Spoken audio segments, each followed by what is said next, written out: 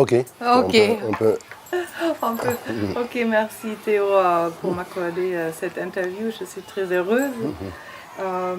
Et je demande toujours d'abord un peu sur la biographie de l'artiste, sur les débuts de ton carrière, parce que je sais déjà que tu es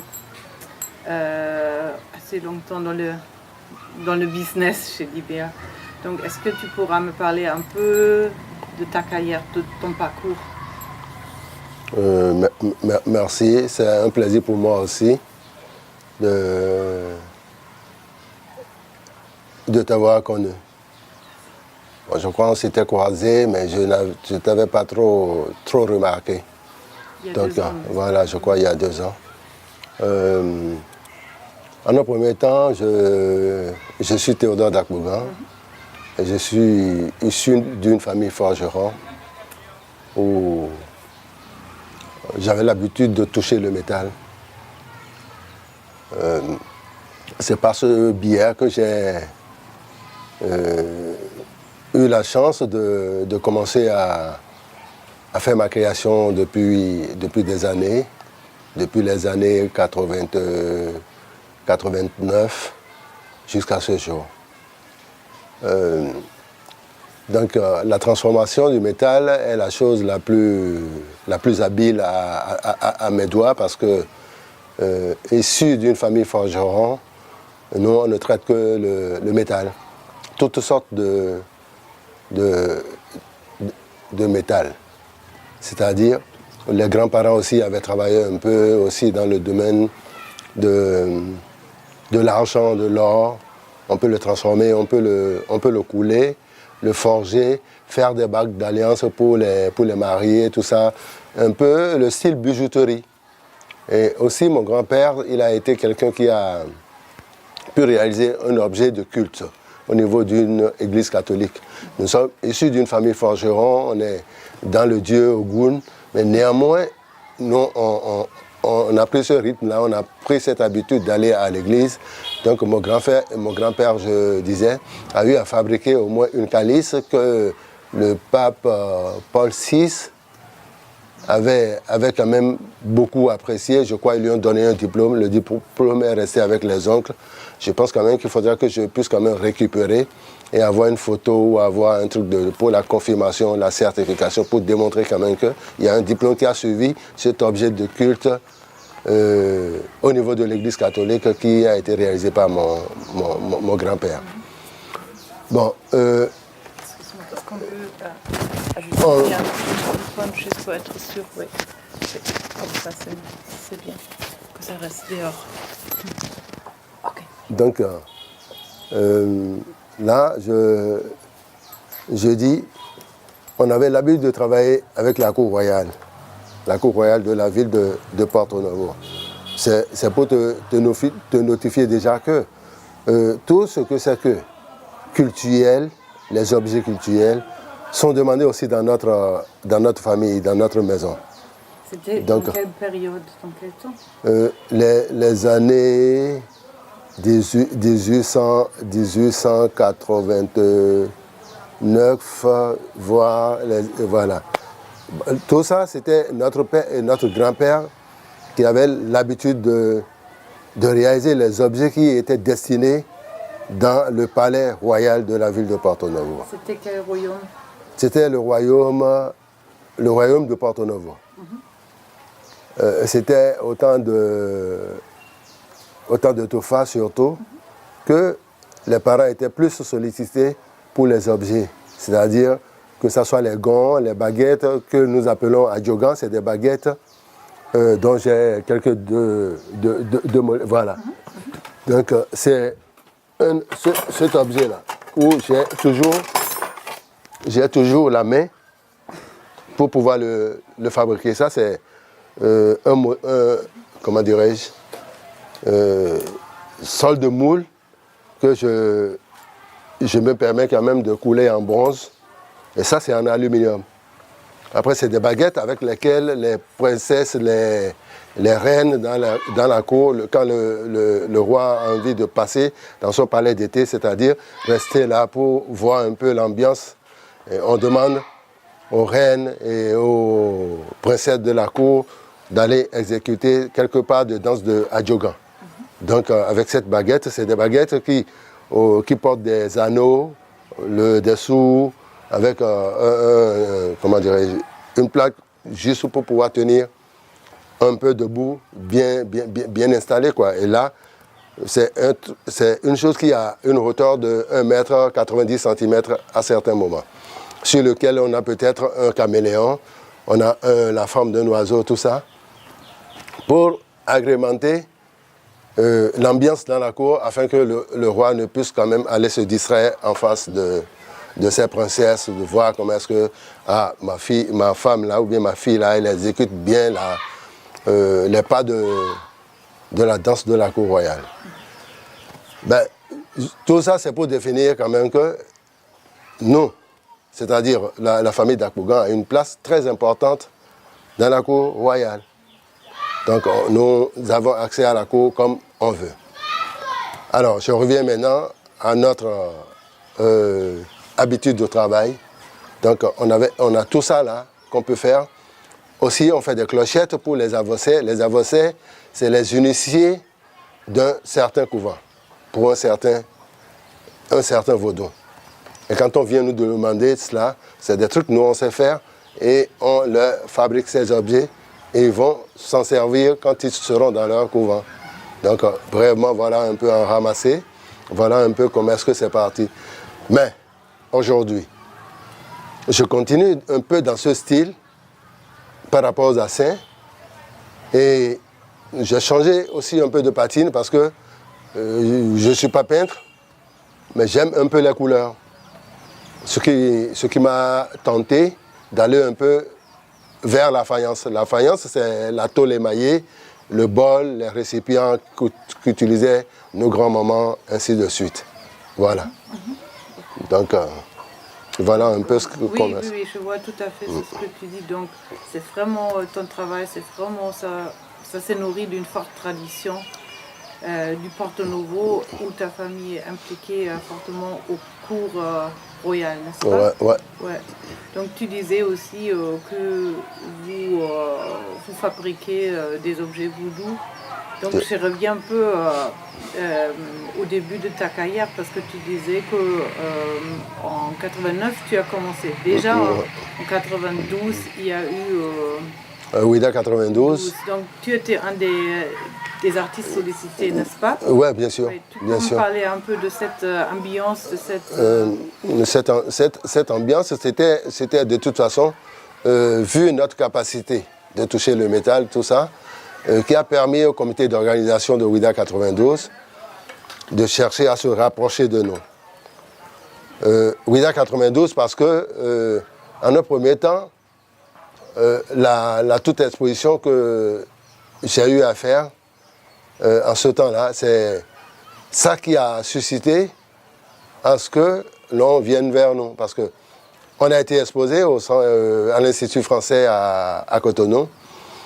Et puis les gars, quand ils étaient venus, ils ont vu un peu ce qui s'était un peu produit comme réalisation. On avait mis des gungun, on avait mis le zangbeto par là, on avait mis... Et c'est ça qui les a surtout poussés à aller nous voir et vous dire, ben voilà, nous on a tel festival, on a envie que vous participiez. Et vous connaissez presque tout ce que c'est que le Panthéon vaudou de chez nous. Je dis, mais il n'y a pas de problème, il n'y a pas de souci, nous on va commencer par créer et vous démontrer nos capacités. Donc c'est comme ça, on est entré dans le jeu de Ouida 92 et on s'est rapproché de certaines têtes couronnées pour demander l'autorisation de la représentation de leur vaudou, tout ça. Donc c'est un peu comme ça, ça a été négocié et on s'y est jeté et ça a plu vraiment au monde. Et juste en cette année 92, tout de suite, pendant ce festival, le festival a drainé un monde. Il y a des gens qui sont venus des États-Unis, Haïti, Guadeloupe, un peu partout. Là où le Caraïbe, là où il y a un peu ce sang africain, où on dit, voilà, nous on est partis et nous recherchons nos origines, nous voulons retrouver notre race. Donc ils étaient venus en on a vu, on a échangé, on a discuté. Et c'est comme ça le festival Ouida a été chaud là. Et je disais, cette année, 1992, là, en même temps, ça a plu à quelques représentants du parc de la Villette qui voulaient organiser un festival de jazz sur le parc de la Villette à Paris. Donc, tout d'un coup, quand ils sont venus, ils ont dit, mais ça nous intéresse, on peut essayer de faire un décor du podium de ce jazz-là qui devait avoir lieu. C'est comme ça, on nous a sollicité, on est allé à Paris, on a essayé, et pouf, ça a commencé par bombarder. Merci. Ça a eu quel nom, l'exposition à Paris? Tu te rappelles? Les ferrailles divines.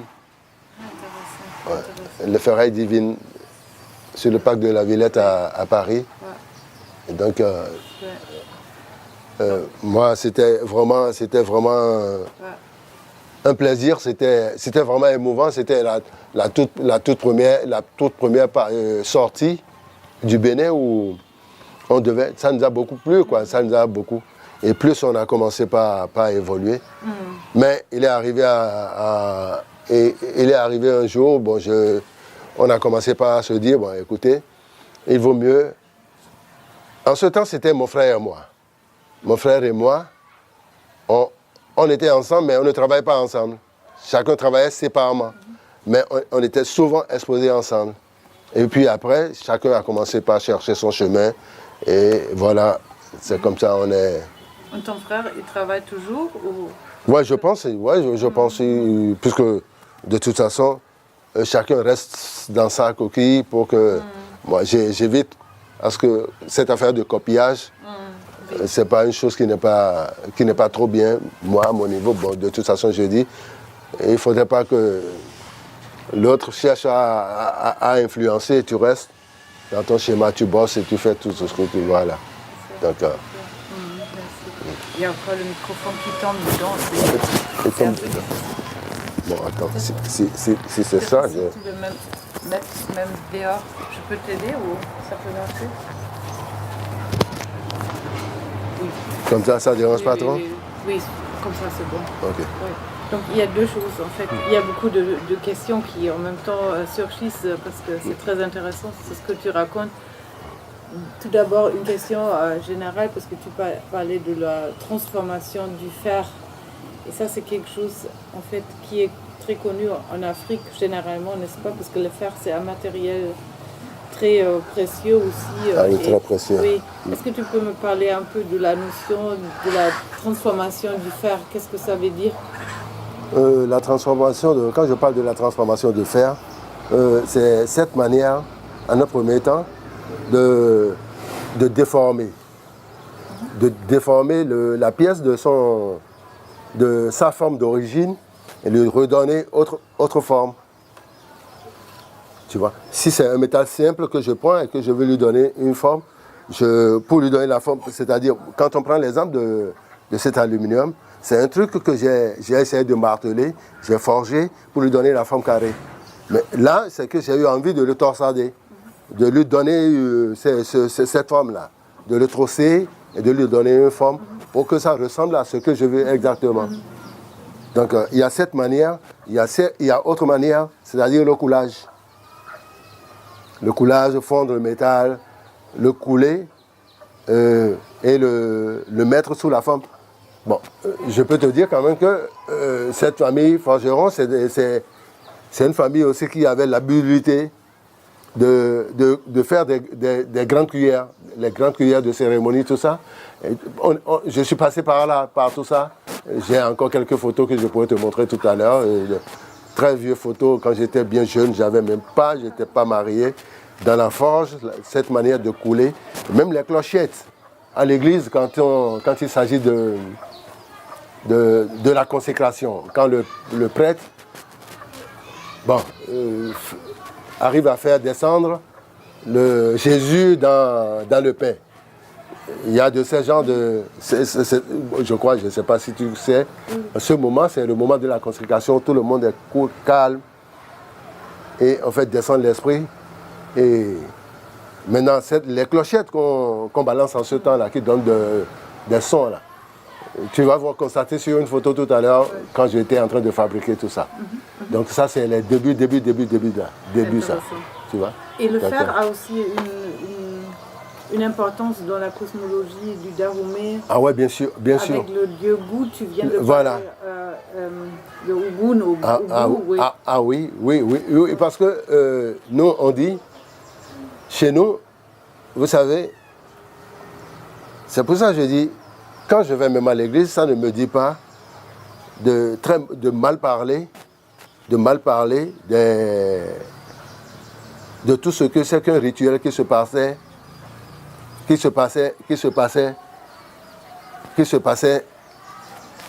au temps des aïeuls.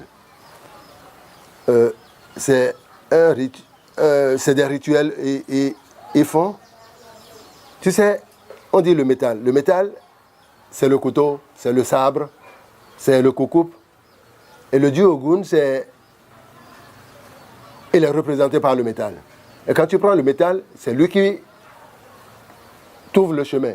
Il effraie la route. Quand tu veux passer, je crois, il y a des gens qui avaient habité ce coin, par exemple.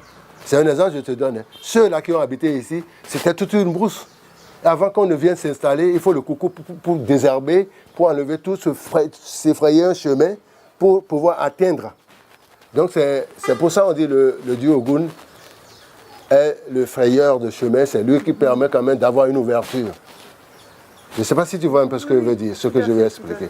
Donc, il ouvre le chemin, on traverse, on arrive quand même à passer, à trouver un chemin, on passe dessus. Et c'est surtout pour ça qu'on dit il est le chef d'ouverture de chemin, le frayeur de chemin. Donc, voilà un peu, je ne sais pas si tu m'as compris par rapport à ce... J'ai tout compris et je crois, même si tout à l'heure on va aller regarder un peu les œuvres, on va encore rentrer dans le thème. Voilà, parce que là, comme tu empruntes aussi le symbolisme de Ogun, ça m'intéresse vraiment comme tu traites ce thème ou ce symbolisme. Oui. Mais d'abord, je voulais encore revenir un tout petit peu à ta carrière ou ton parcours, parce que je sais aussi que tu es dans la collection Pigozzi. Je m'arrête de demander comment ça s'est passé, que tes œuvres ont été achetées pour la collection. C'était en quelle année voilà. La participation à la collection Pigozzi, de toute façon, la seule chose, moi, je sais que c'était Magnin qui était chargé d'acheter les œuvres de Pigozzi et j'ai vendu des œuvres à André. C'était courant, dans l'intervalle de 2000, non pas 2000, pardon, je dis des bêtises. L'année 1993 à 98 par là. Donc après ça, bon, je n'ai plus, je n'ai plus rien vendu jusqu'à ce jour. Oui, okay. Donc voilà un peu. Oui, mais donc il est venu au Bénin avec la commande de Pigozzi d'acheter des... Non, mais lui, je crois, il est quelqu'un, il est le monsieur Afrique. Quand je dis monsieur Afrique, c'est quelqu'un qui a parcouru un peu l'Afrique, il est passé un peu partout, il va un peu partout dans l'Afrique où il sent qu'il y a des gens qui font des trucs meilleurs. Et c'est comme ça. Avant de venir, il essaie quand même, s'il veut venir au Bénin, il dit, il envoyait, quand j'étais à Porto, j'avais mon fax, j'avais tout ce qu'il faut. Il m'envoie des textos, des tests pour me dire, bon, je viens, allez, je veux passer chez toi, on doit voir des trucs, on fera chose. C'est comme ça qu'on a eu à faire des trucs ensemble, et voilà. Donc, ok, intéressant. Et donc, il y a certainement d'autres expositions auxquelles tu as participé. Peut-être tu peux me parler un peu des expositions importantes auxquelles tu as participé. Et il y a aussi, je crois, l'œuvre là derrière, qui a été exposé tout dernièrement, il y a déjà 6 ans à la Biennale. À la Biennale de Dakar. Dakar ou c'était Bénin? Bénin, et Dakar voilà. aussi? Et Dakar aussi, en 2014, je l'avais amené à Dakar, à la Biennale de Dakar. Avec Smooth Sevi, le curateur? Non, avec Marty. C'était dans le off. Dans le off. Donc tu as participé à l'expo Bois Sacré avec Bois Sacré avec Martine, oui. Martine Boucher, ouais. Oui. Et puis après, c'était non, c'était déjà avant. Tu as participé à la Biennale du Bénin avec Stéphane Keula. C'est la partie qui a pris place à Porto Novo. Voilà, qui avait pris place à Porto Novo. Voilà. Ok. Et il y a encore des expositions qui sont importantes pour toi-même, que tu aimerais Non, de toute façon, moi je crois quand même que tout ce que j'ai fait comme exposition m'a toujours plu. M'a toujours plu parce que m'a plu parce que en un premier temps, ça c'est par rapport à cette dimension que cette expo a donné et qui me permet quand même de dire que ça m'a plu. Mais le plus qui m'a touché est une exposition que j'ai été faire à Barcelone. Et puis bon, je peux dire aussi celle de la Hollande, hein, parce que la Hollande, c'est bon, on a fait l'expo, mais il y a une petite histoire là que j'aimerais pas trop chaude. Là, je vais te l'expliquer peu. Bon, comme tu ne veux pas même pas l'exploiter, le mettre sur une onde, tout ça là. Je peux déjà te dire, bon, ça a été quelque chose qui m'a touché parce que moi, je crois quand même qu'il faudrait que nous, les Africains, ou bien nous, les artistes africains, que nous comprenions quand même que nous ne devons pas nous mettre dans la tête que je suis plus fort que l'autre. Chacun essaie dans sa diversité culturelle. Chacun sait ce qu'il fait. Et ce qu'il fait, je crois quand même qu'il doit avoir une différence par rapport à ce que l'autre fait. Oui. Donc tu comprends ça, ce que je veux dire. Donc on n'a pas besoin de se mélanger. Si on pouvait s'entendre et faire une unité par rapport à ce que c'est que la culture ou à ce que c'est que l'art, ça serait encore un peu plus riche, ça serait plus fort. Tu as raison, oui, je constate ça aussi. Oui. Donc, il y a la fille qui m'arrive avec sa fille là. Excuse-moi. Puisqu'on a un atelier ici, peut-être on peut vraiment parler un peu du travail pratique. Comment tu fonctionnes avec les différents objets, c'est-à-dire tu fais de la soudure ou c'est... Non, mais je fais de la soudure, je fais du rivage. Et si j'ai envie de coudre aussi, je peux coudre. Coudre, c'est une manière de prendre les fils de fer, faire des percées. Et coudre, c'est-à-dire coudre comme cette manière de coudre. Mais moi, je me suis mis plus dans la soudure, le rivage. Et tu utilises des différents matériaux. Donc, tu as déjà parlé de la bassine émaillée ou la cuvette. Donc, il y a aussi des objets qui sont plus nouveaux que ça. Ouais, de toute façon, il y a d'autres objets qui sont plus nouveaux. On va permettre aux jeunes là de récupérer leur... Oui, bien sûr. Merci, madame. Tu peux arrêter une seconde là.